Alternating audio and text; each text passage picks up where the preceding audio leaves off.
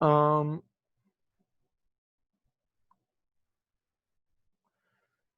okay, once there was a Chassid of the Rebbe Marash, and this Chassid, he was a businessman, and he got a deal, an offer, by a couple people that really knew.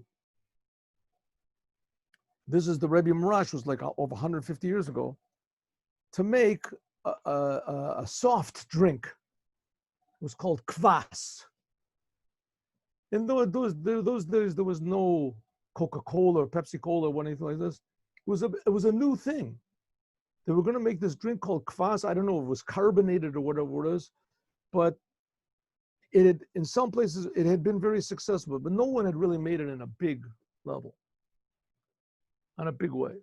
So two people came to this Chassid Chabad, who was a rich man, a businessman, and they made him an offer that they wanted to open up a factory for making kvass. One of them knew the formula. He knew how it was made. He knew how to make it, how to bottle it, how to make the factory. And the other one, he was an expert at sales. He could sales and distribution and the advertising. They were really experienced people. They were religious Jews. They were genuine people. And what they needed was just a backer. But it was a sure thing.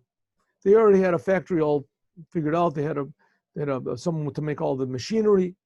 They knew exactly what had to be made. They had all the plans. They had the formulas. They knew where to get the raw materials. All they needed was money. And they had the customers protected. They had the places where to sell it. And so the Rebbe Marash said, I don't think it's a good idea. Rebbe Shmuel, not a good idea. So we went home, and his wife said, no, you went to the Rebbe, yes. What did he say? He said, no, it is not a good idea. She said, listen, did you explain to the Rebbe? He said, no, as soon as I told him, he just said it's not a good idea. So she said, well, you know, what type of a thing is that? You have to go explain to him. You know, maybe he didn't hear what you said properly. Maybe you have to explain to him. Write it down clearly and explain to the Rebbe what is involved here. So he said, okay. So he went back to the Rebbe again and got another time an appointment. And he went into the Rebbe, and the Rebbe said, Rebbe, I have this offer. And the Rebbe said, you were here. He said, yes, but I want to explain. He put the paper. And the Rebbe said, I told you before, it's not a good idea. I don't think you should do it. And he said, thank you very much. And he left. So he went home. He said, no, he went to the Rebbe. He said, yeah, the Rebbe said I shouldn't do it. So, I mean, you gave him the whole papers. What, he read it that fast? He didn't read it at all. He just took the papers and he left it on the table. And he just told me I shouldn't do it. She said, listen, she said to her husband, listen, you have to be not intimidated by the Rebbe. I know he's a holy person, but you know, who knows how much he understands about business. And not only that, he didn't listen to what you had to say. You have to go in one more time, tell the Rebbe I told you, and that it's a matter of shalom bias. And I want you to explain exactly what it is to the Rebbe. I want you to spend at least 1 minute by the Rebbe. He said, okay. So he went back again, and the Rebbe said, but you were just here. He said, yes, Rebbe, but my wife is really nagging me. Please, just let me explain 1 minute. The Rebbe said, okay. So he explained, he gave the Rebbe 1 minute. He explained, you know, what the drink is and the need for the drink and that people want it, and they made surveys, and then they have a place, and this guy's an expert in manufacturing, another one's expert in advertising, distribution. And he finished this saying, he said, the Rebbe said, okay, I heard everything you had to say, and my answer is you shouldn't do it. So he said, okay, thank you very much. Went back home, and his wife started nagging him. His wife said, listen, I also have business. I see these two men, they really want to work, and I see they're honest men, and that I think it's really going to go, and you haven't even got any competition. There's no competition. The whole market is totally open, and these people have a lot of experience, and et cetera, and et cetera, and et cetera. She dragged her husband the cup until finally he said, okay, all right, and he invested the money. He invested the money, and sure enough, they made the factory, and they started working, they started selling, and it was a total flop. Nobody bought it, and there was all sorts of troubles, and whatever went bad. Anyway, whatever happened, he lost a fortune. So he went into the Rebbe again, and he said, Rebbe, I'm so sorry. So I really regret it, and I paid the price. But most of all, it hurts me that I didn't listen to what you had to say. And the Rebbe said, I have three types of Chassidim. So there's some Chassidim that when I tell them to do something, they listen to what I say. But three types of Chassidim that whatever I say, they listen, they do.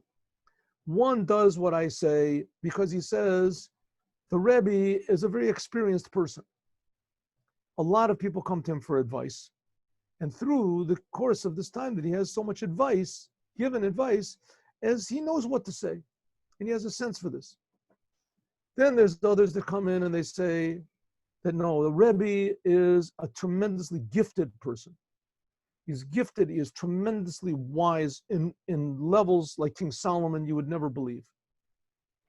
And because of that, so the Rebbe, his great wisdom and his intuition is superhuman, that he, therefore what he says is right, and I'll listen to what he said.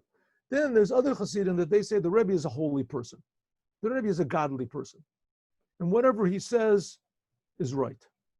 Whatever he says is right.